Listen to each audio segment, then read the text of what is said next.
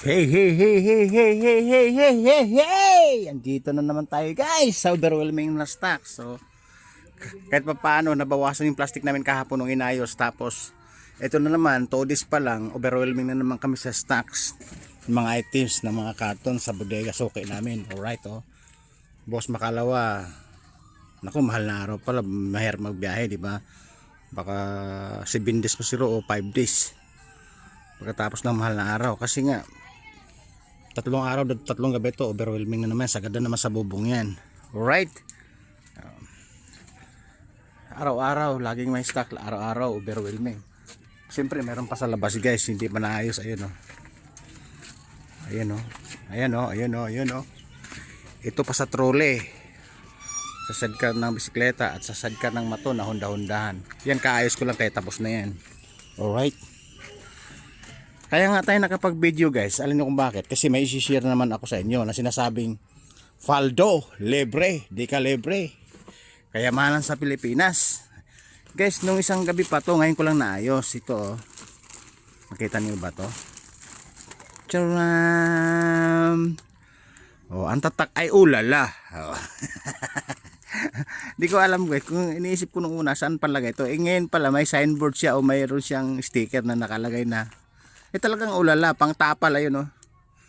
Oh, ibig sabihin, maximize na legit na hindi pa siya gamit at hindi pa siya nabubuksan. Marami po to, ayun oh. Marami po to. Alright. Oh. Ang tatak ay ulala. Tapos ang sticker ay pag tinuklap mo siya, para siyang pantapal guys. Alright, ulala. Alright. Madami guys, you know.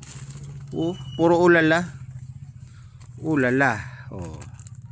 Kasi guys, naglabas na naman yung mga suki namin sa bodega ng mga sinasabi natin old stock pero hindi pa gamit, hindi pa siya nagagamit, hindi pa siya nabubuksan. Ulala, yun oh, ulala. Pantapal ng ulala. Oh. Pantapal ng ulala. Dami no? Dami. Oh, meron pa siyang white ulala ba to? Basta dami guys, alright. Oh, ayun, sa supot pala to. Siguro may mga ano to guys. Mga, hindi ko nagkakamali, mga 50 pieces o kulang 50 pieces or may more 50 pieces. Alright. Dami oh. Oh, di ba? Oh. Daming ulala. Ulala, pantapal ka. Pantapal ka pala. Ulala, ayun na yung yan oh. Yung sticker niya oh, yun oh. Akala ko panghuli ng daga o panghuli ng ipis, hindi pala. Ulala for ulala pala, pantapal ng ulala. Ulalat, o ganoon. Haha, ulalat na ba yan? Oh, yun o. Dami guys. Nung isang gabi pa to, ngayon ko lang napansin at na-retrieve dahil nag-ayos nga ako ng mga items. Alright? Oh.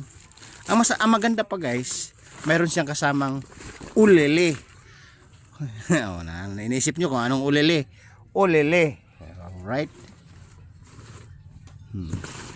May kasama siyang ulele. Guys, tignan nyo oh. Hindi lang yan ulala ang kasama, mayroon siyang kasamang ulele. 3 box po to. Alright. 3 box. Oh. Oh. Kita nyo na. Oh, box guys. Ano siya? Yung sinasabi kong ulele o lighter. Ito yung lighter guys na ano, na ayan oh. Oh, nakita nyo. Lighter na lumalabas ang apoy at may flashlight po siya. Alright, ayun oh. Okay. Ayun na guys oh. Ito yung ulele na sinasabi ko. Oh, kita nyo.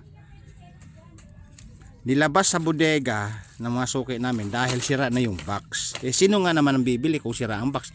Kahit ako yung mamimili sa grocery na malaking grocery o sa ang mall man, siyempre pipiliin ko yung buo yung box, buo yung items. Alright, 3 box po yan. Ayun o. Ayan, ito pa isa. Ayan, kasabog-sabog na. Ayan o. Tingnan ito, tapos may mga kasamang ulala. Ito guys, isang supot to, parang ano to, 6 na piraso tong ulala na to, siguro 6 o 8 pesos, 6 pesos or 8 pesos. Ang isang peraso nito pag bumili ka siguro 3 pesos o 6 pesos, di ba? Isang seat na ganun, patay na, yari na yung ano dito, nasa price list na to na 25 pesos o 20 pesos mabibili mo, 7 peraso, di ba? Ito namang ulilay na lighter guys, ito. Kasi may lighter po siya at saka may ilaw kasama. Ibig sabihin, combine na siya, ilaw at saka lighter. Yung lighter sa mabilis na dahil, yung malapad na ano, nasa 10 pesos po yun per pieces sa retailer, sa tindahan.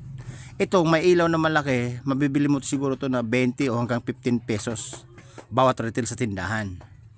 Kaya alam ko guys, kasi bumibili na ako ng lighter pag naubusan kami ng gasol, pag nagdingas kami ng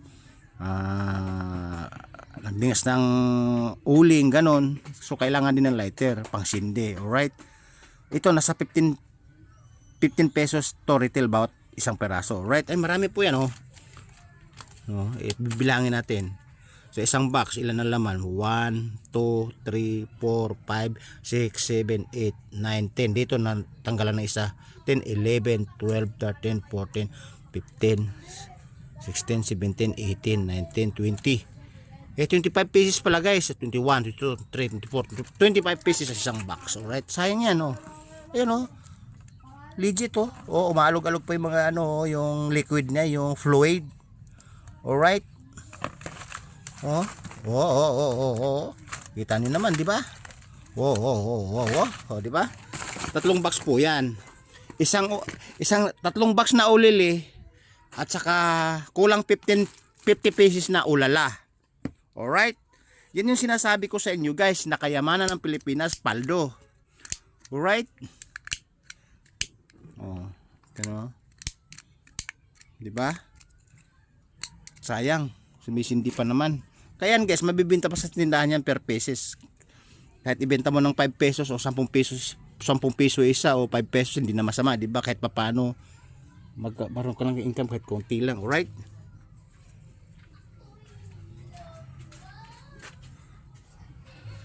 Alright guys, yun yung sinasabi ko sa inyo, kayamanan ng Pilipinas, paldo. Paldo, libre, di kalibre, ulala, tsaka ulili. Alright? Babo! Oh, pawis na kapipili ng stocks guys, ano? Ulala, tsaka ulili, kayamanan ng Pilipinas, paldo!